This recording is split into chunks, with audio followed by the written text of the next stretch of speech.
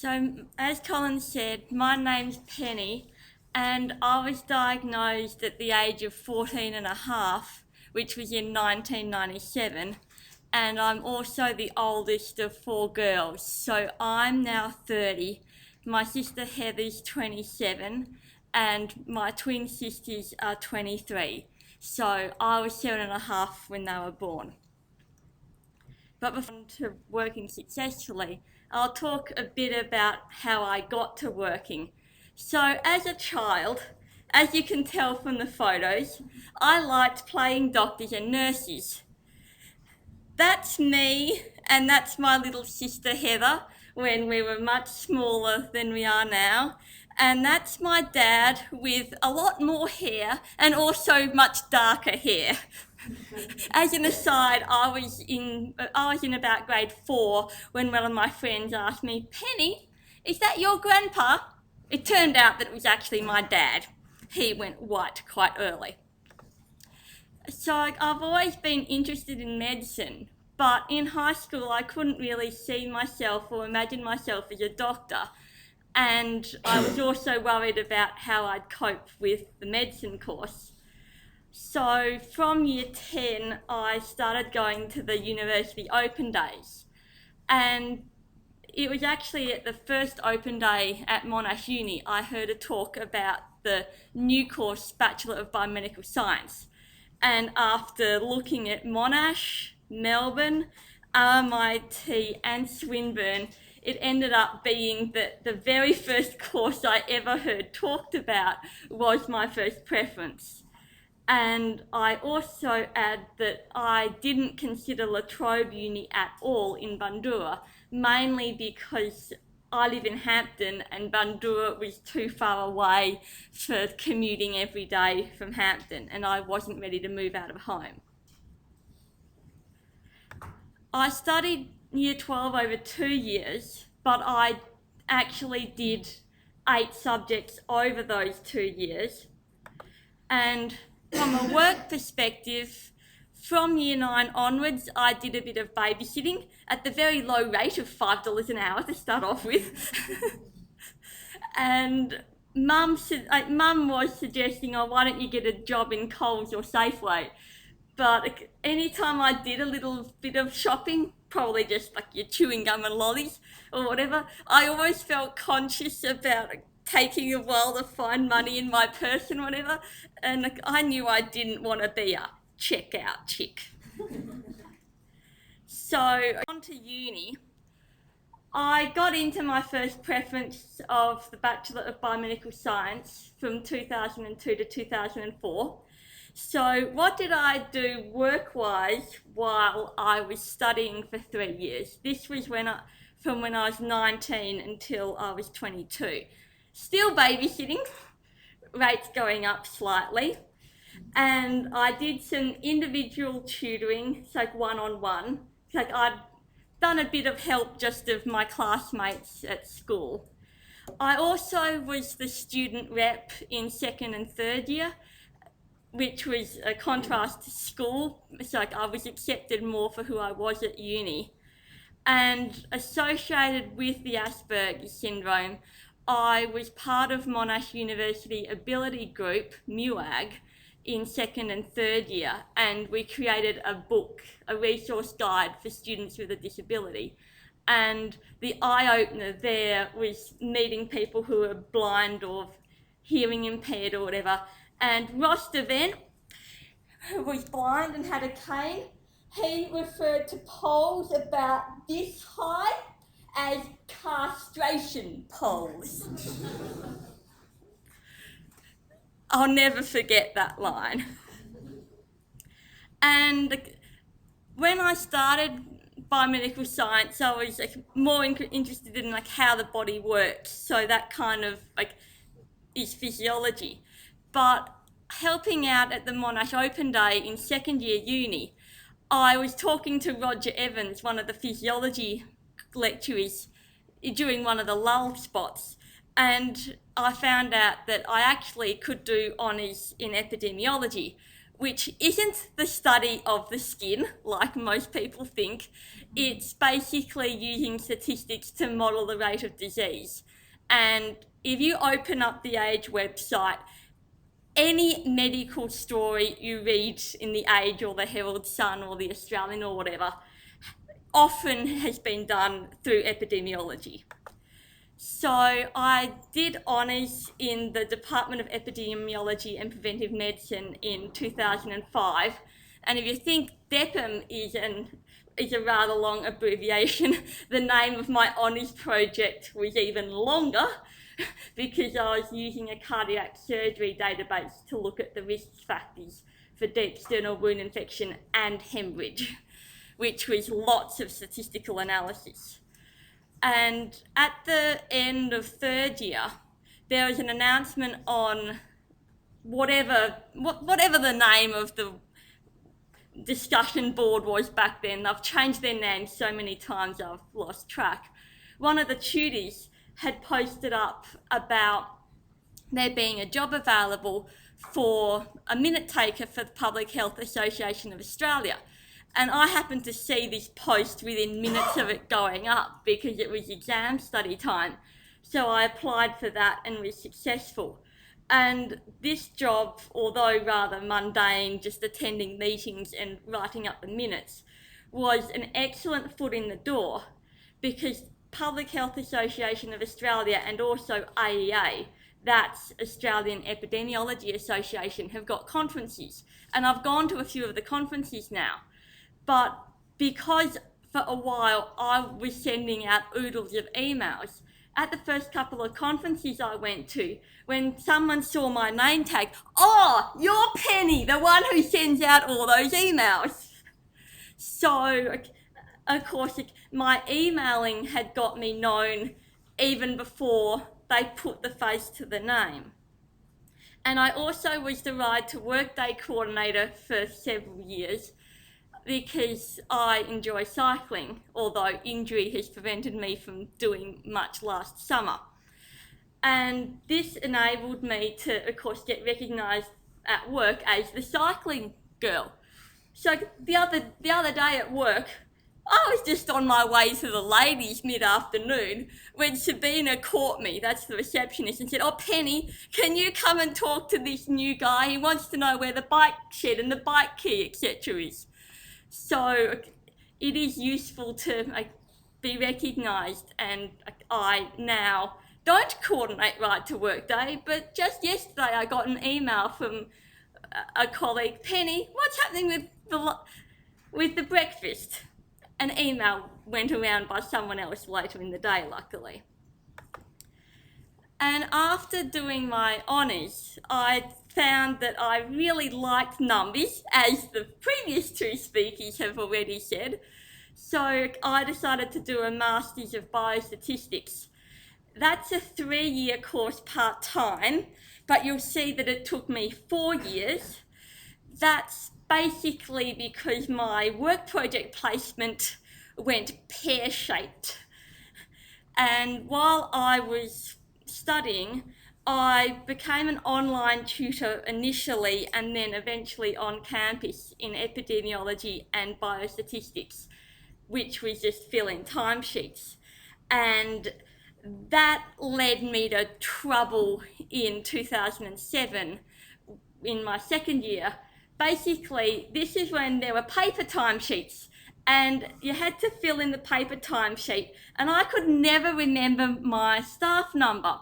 So it had gone all semester with me not filling in the timesheets, and I'd been doing a hell of a lot of work as well as the tutoring.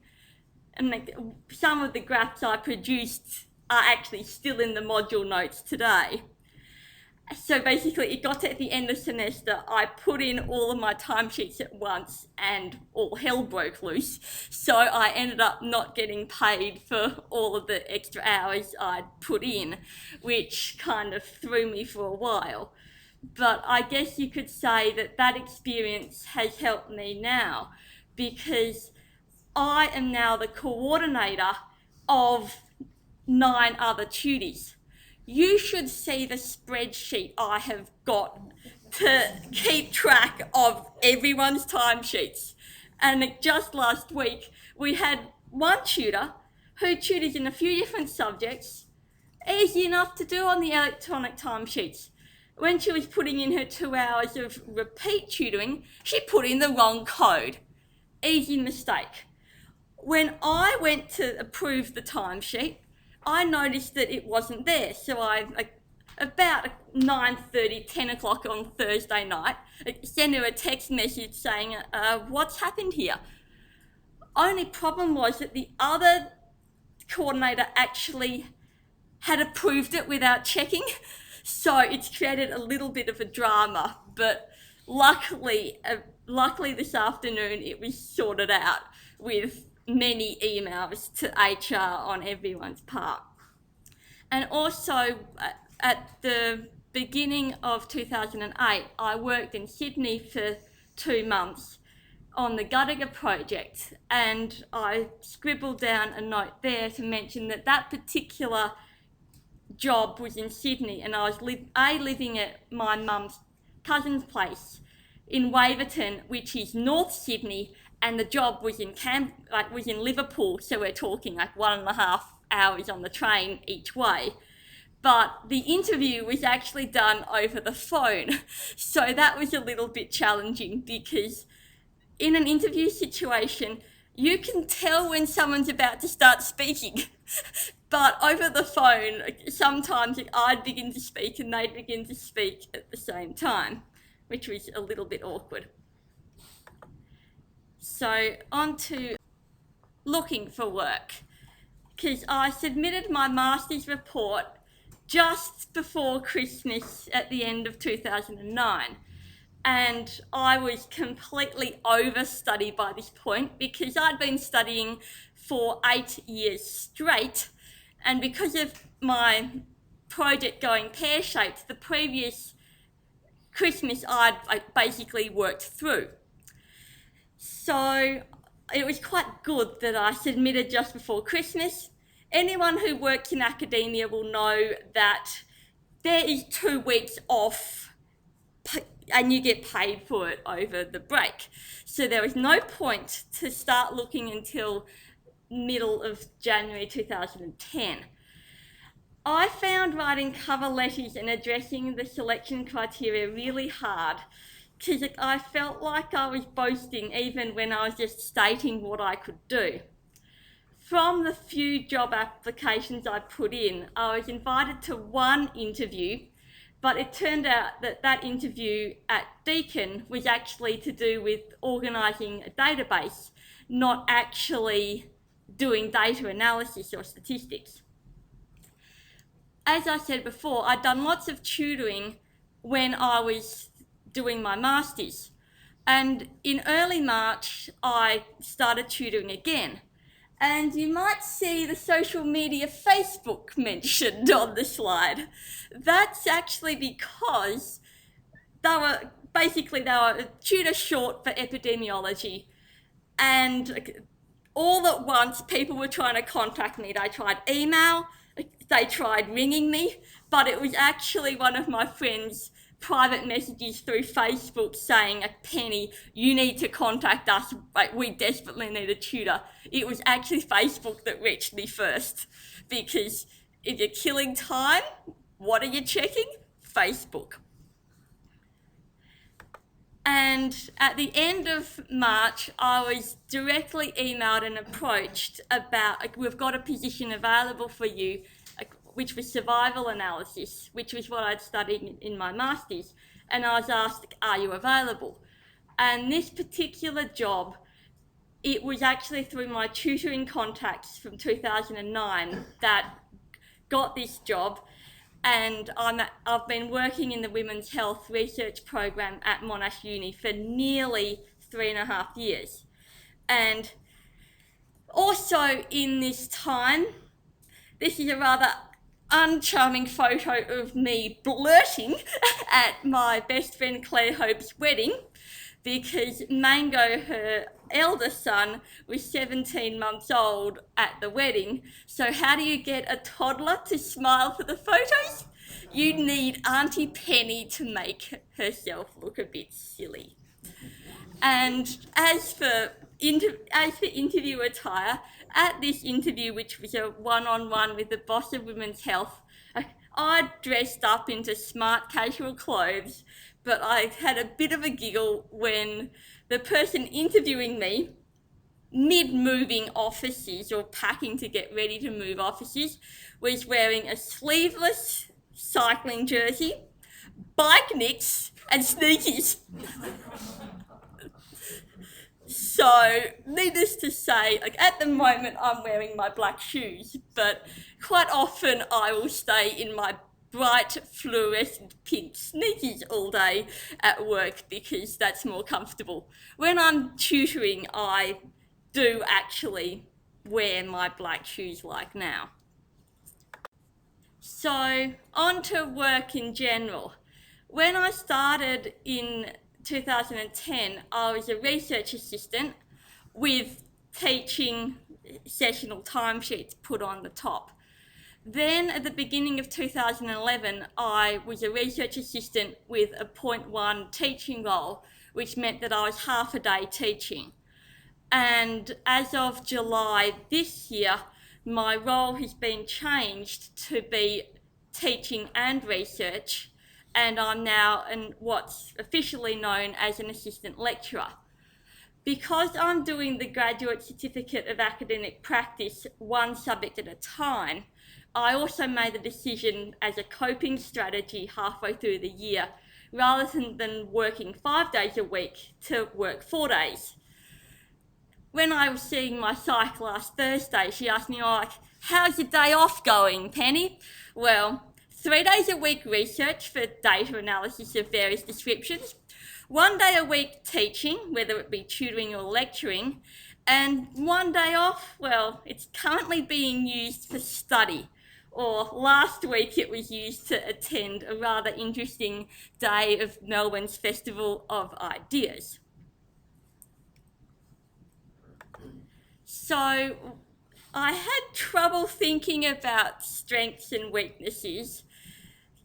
Quite a few other speakers have mentioned strengths of attention to detail and being able to explain difficult concepts, being honest, being conscientious, although my supervisor did tell me off the other day when I'd gone to Warburton for a break, but it was a week before the students' assignments were due, and a couple of students were sending me emails, which I, of course, was checking on my phone. Was I responding to the student email? No. All I was doing was forwarding it to my supervisor, who was working, so she could respond to the student's query in a timely fashion. I thought that was the best compromise. And weaknesses, definitely anxiety on occasion, which sometimes causes stomach problems. But since I've been on the low FODMAP diet, because I'm fructose and lactose intolerant, I'm a lot better with that now.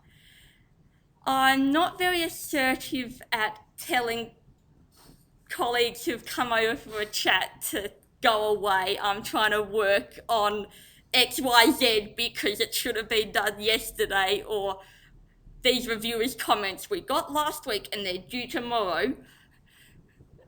Libby Gel interrupted everybody that week. And also home can affect work sometimes. And I'm also not very good at saying no, and I'm very good at taking on too much stuff. And having flexible hours does help. So anytime I go to the Aspergers group in the evening, I always rock up late to work the next day because Blackburn to Hampton is a long way. I can work from home, but it's a bit difficult at the moment because, of course, Mum's coming and going. So when Mum works at Holmes Glen on a Wednesday, sometimes I work from home that day. And it also takes me a while to wind down if I've had activities at night. And the All Cats Have Asperger's Syndrome book picture is there for me to talk briefly about disclosure. Like Nick, I disclose about the Asperger's, but really as required. mid-anxiety meltdown to my supervisor. Probably wasn't the best time, but since I got the cat book, needless to say, now I had the cat book, my Aspergers at work is common knowledge, because a lot of people were given this book to have a look at when I first got it. And as for emails, I am famous for the kitchen cracket emails, because the Burnett group downstairs published a journal article in the Christmas edition of the 2005 edition of the BMJ titled "The Case of the Disappearing Teaspoons," which is basically about every workplace's problem of teaspoons and cutlery, etc. going missing. And in our new office, we have a notorious problem. So occasionally it will be me who cracks it about there being no plates again, but I'll always include this journal article as well, just for the benefit of others who haven't seen it yet. So that always gets a laugh when I send that around. So as my role of a lecturer, this is the view that I get when I'm lecturing 300 students. I got panic attacks in year 12 and year 13 because I did year 12 over 2 years. When I was in first year uni, I used to sit on the edge of the row, or only a couple in, so if I needed to, I could make a quick escape. And this is in S7, so it was actually in this very lecture theatre in first year that I had to do my one escape. But now, 11 years later, I'm at the front of the lecture theatre giving a lecture for 50 minutes, and this year I actually introduced an interactive activity halfway through my statistics lecture where I had 300 students, or however many turned up to that particular lecture, talking to the person next to them. And it was awesome being at the front and hearing so much chatter, and then able to shut them up and focus when it was time for the activity to end. So this is about home stress affecting work. These photos show how I like the kitchen.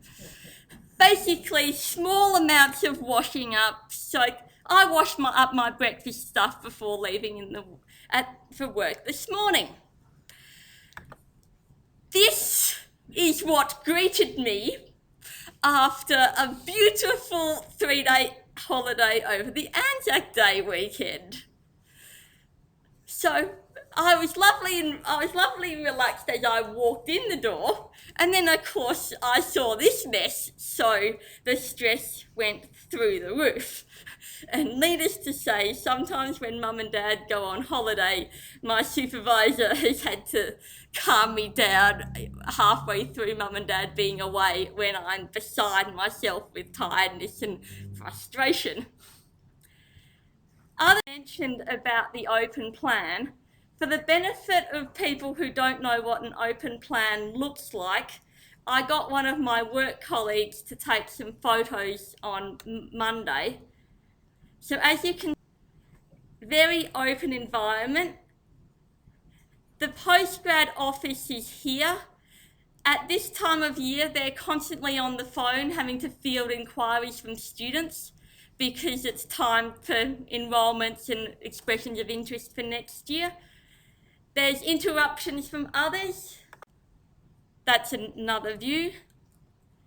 And there's also the opportunity to have the short meeting at the desk, which of course we're all guilty from, but it does make for a noisy environment. But what's important to work successfully? Well, in November last year, just before my 30th birthday, I bought myself a car and got myself some independence, and I called this my track bike transporter because I like riding my track bike, and you can't ride a track bike on the road because it has no brakes. But this is the more recent purchase. I did the bidding myself on Saturday the 3rd of August, and now it's 35 days and counting to settlement. So obviously having my own 2-bedroom unit will make it a hell of a lot easier to work from home. It'll give me my own free space, and I'll be able to have the kitchen how I want it. I live with 2 23-year-old twin sisters, one of whom is a grot.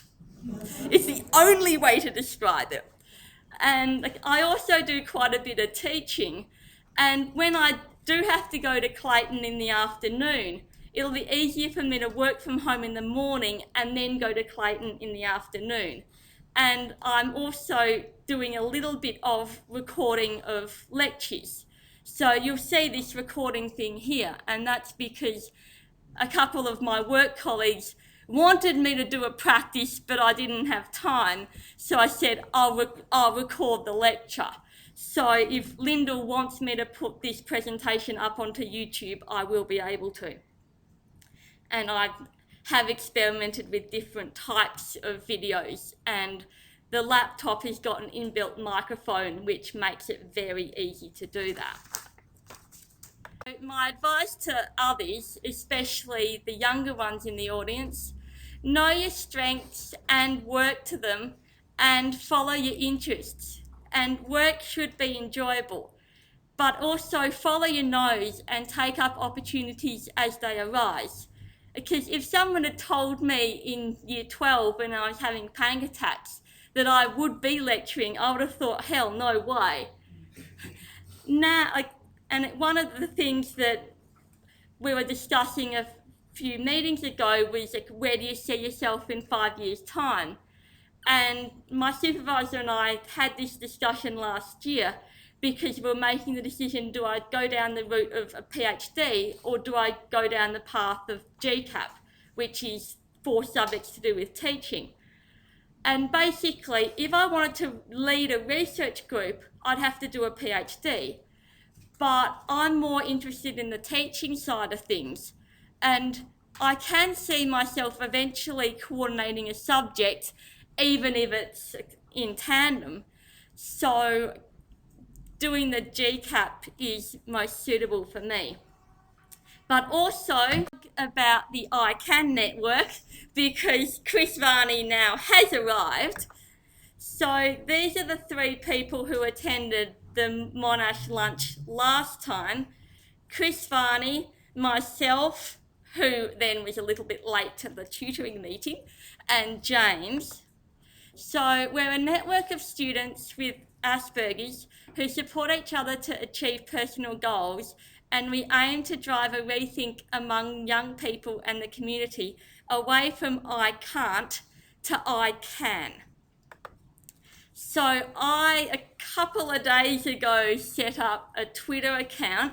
So there's a few tweets and probably more to come. As Colin mentioned at the beginning of the evening, there's a Monash lunch tomorrow, which I'll be able to go to in person now because I've got the day off. And there's a camp planning workshop on Saturday. And World Vision Australia is near the corner of Burwood Highway and Springvale Road if you need directions. And here are my contact details, and this particular photo of 1 gold medal and 3 bronzes is actually my display picture on Twitter and LinkedIn and Facebook.